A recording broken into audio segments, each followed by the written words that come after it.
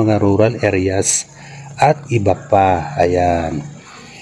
Marami rin nagsasabi na may taglay itong benepisyo sa ating katawan. Ayan. Maaari makatulong ito sa pigsa, beke, mga bukol sa katawan, ubo, hirap sa pag-ihi at lagnat. Ayan.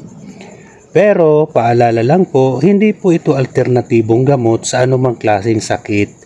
Mas mainam nang magpakonsulta sa mga eksperto. Ayan. So ayan guys, malapit ko nang matapos itong pag-i-sketch natin. Ayan. Ako po'y nagpapasalamat sa inyo sa inyong panunood syempre. Ayan. Okay. Alright. Ayan. Tapos na po ang ating pag-i-sketch. Ayan.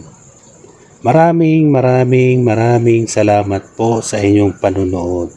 Till next time po. Ayan. Bye-bye!